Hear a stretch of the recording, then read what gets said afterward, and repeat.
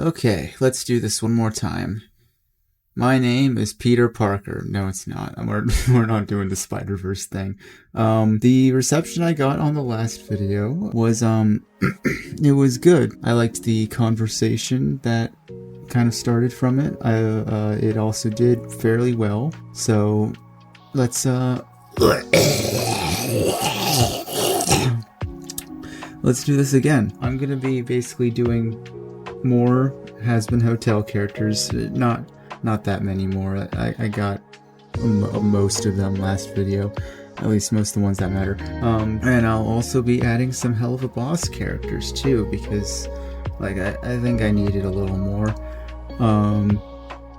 And just to remind people what I'm doing, you know, in case you didn't see the last one or didn't read the title of the video, I believe in you.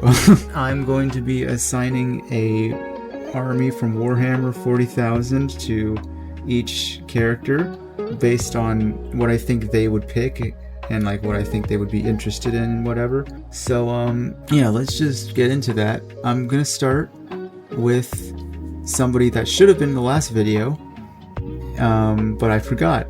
That would be which is Nifty. I forgot to talk about Nifty. And I think Nifty would like the Drukhari, or the Dark Eldar if you're like me and you don't want to just word vomit nerd stuff. And the reason is that I think Nifty has like a little more than a surface level understanding of the Drukhari, like has like some level of deeper lore than whatever's written in the codex. Like, it is well practiced with playing them, but the thing that mainly drew Nifty to the Drukhari is that they're an entire faction of bad boys. And that's kind of all there is to it. It's really not that deep. Yeah. Let's move on. Let's talk about the V's. Starting with Vox specifically. I like to think that Vox got into Warhammer is a bit of a stretch. He basically just learned as much as possible about Warhammer because he wanted to find a way to monetize it, because like he's always looking for another way to make a lot of money.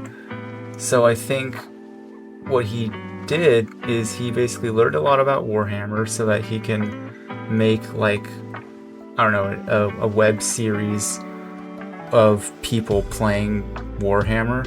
Think Play on Tabletop, but like the cast is way less charming and it's just not good at all. I like Play on Tabletop. Enough of that. As for what Vox would actually play, he seems like a tryhard. He wants to have the bestest army ever and always win and beat everyone and be the coolest. And because of that, he plays Grey Knights. He's a Grey Neuter. And that's really all there is to it. He just likes that they do everything good and stuff. Next V is Valentino.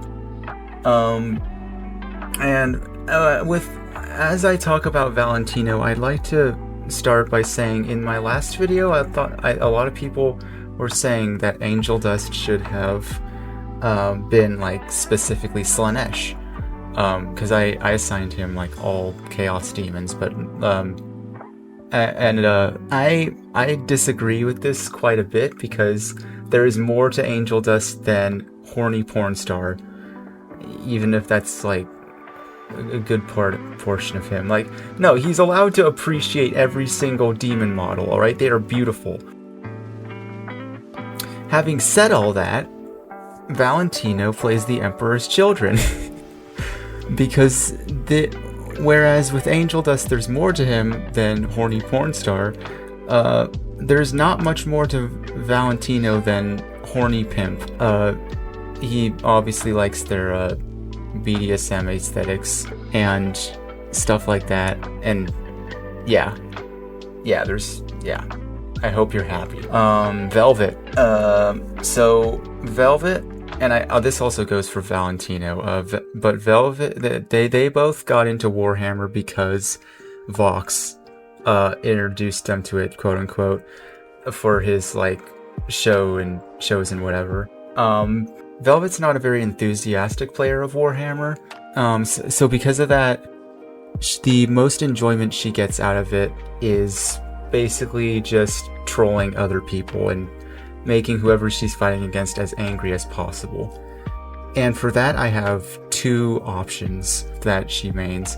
The first one would be the Harlequins, because what's more infuriating than having your elite super soldier space army beaten by literally elves that are dressed like clowns that are somehow as powerful as a custodian guard? And the other choice would be the Tau, because everything about the Tau is made to make Warhammer fans angry, between their gameplay of just move around a little bit and then just destroy everything in the shooting phase and then win the game, to like their lore, where they're like, GW did make them a little more grimdark, but like the fact that they're kind of these idealistic good guys. And I like to think that Velvet would get a real kick out of just denying every bad thing about them, like the mind control stuff and all their harsh policies, like, oh no, that's Imperium propaganda, that's not real. Like, the Tau have a lot of material for trolling Warhammer fans, so I think Velvet would get a lot of enjoyment out of that. So yeah, Harlequins and Tau for Velvet. Let's do some of the other overlords with Carmilla Carmine. I can't imagine Carmilla Carmine being super into Warhammer.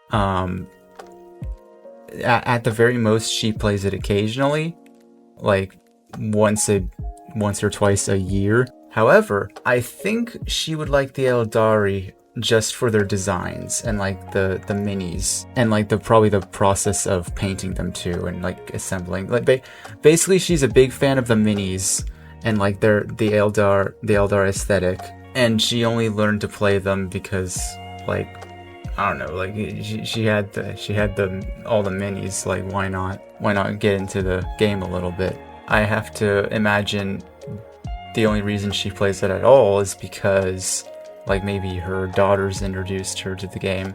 I don't have armies for them because, like, they're basically non-characters. After that is Rosie.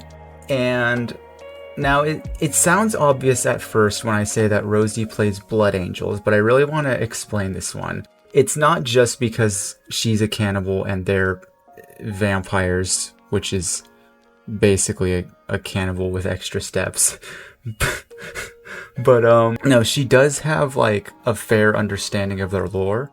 I would imagine she's read like maybe a book or two about the Blood Angels, like namely the devastation of Baal. And she basically just likes everything about them, at least lore-wise. Mostly lore-wise, actually. And like, yeah, she appreciates that like they're these very noble warrior types, and that they're like artistic, and the internal struggles that they have and all that. And I also have to imagine that she paints them in a unique way, and her Blood Angels are more like a homebrew chapter with like their own lore and paint scheme. And basically she calls them the Midnight Roses, and yes, I'm putting a little bit more thought and effort into it than everyone else, and it is because of favoritism. What are you going to do about it? But let's move on. Lucifer, who plays the Imperial agents.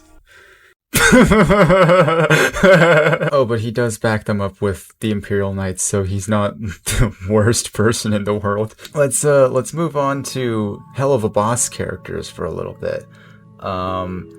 Let's start with Blitz, who I look at him, I think of his character, and I imagine somebody who likes an all-rounder army, somebody who's an army that's like a jack of all trades, master of none, still better than a master of one.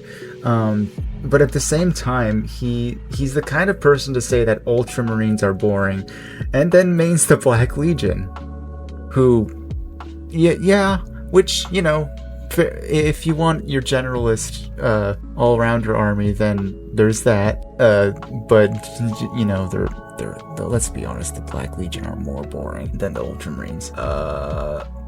But yeah, after that, let's do Moxie. And I have to think that he plays the Tau. His understanding of the Tau is, like, pretty good. I like to think that he fully agrees with, like, their ideology and, like, methods of warfare, with, like, how being tactical and shooting stuff is the answer. And, like, for that reason, he also enjoys their gameplay on the tabletop of just shooting everything. Basically, he thinks like a Tau IRL. He's just like me for real. Just kidding. I like World Eaters. And Millie, who I have to imagine that Millie likes the Leagues of Votann.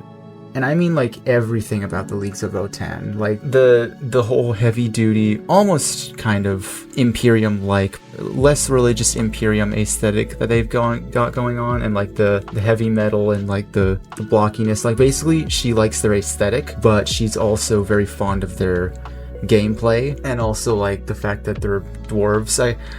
You know what? I'm gonna shout out, Warhammer Fantasy and AOS, where she probably just likes all the dwarves in those settings as well. Millie's just dwarf coded to me, and it's not because she's short, I promise you. It's a little bit because she's short, but also because she's, like, strong and fun. Anyways, Luna probably likes the Night Lords.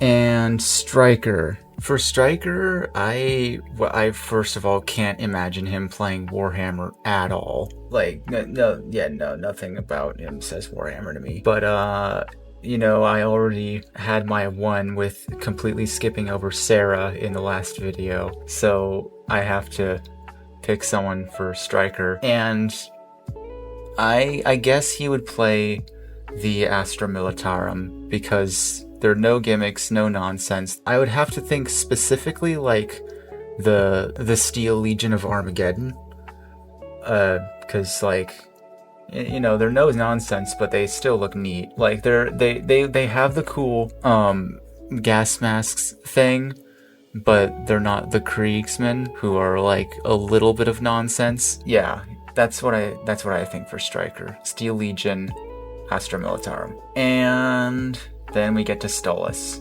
who, and I'm not just saying this because he's a birdman, but I think he would genuinely enjoy the birdie features of the Thousand Suns, and he also probably backs them up with, like, Tzeentch demons. He just has a full Tzeentch army.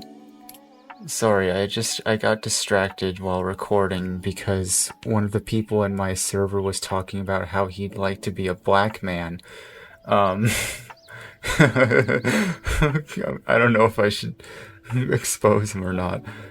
I'll drop a screenshot. I'll block out the thing. Anyways, what was I talking about? Right, yeah, Stolas has a full Tzeentch army with demons and the Thousand Suns.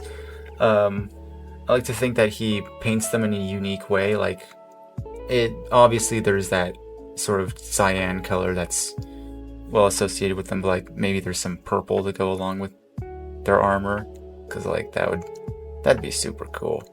If I can't find an image on Google of that, then I'd love to see somebody paint that IRL. Please paint your Thousand Suns with some amount of purple. I'd love to see it. And oh shoot, that's all I got. That's everyone I picked out. I will say once again, let me know what you think in the comments. I can't say that with a straight face, but like I said last time, I'm honestly curious. I want to hear what people think, because, like, this is such an interesting little thought experiment for me, and I want to see if people agree or disagree, or why you disagree, or what you would do differently, or how you'd pick different things.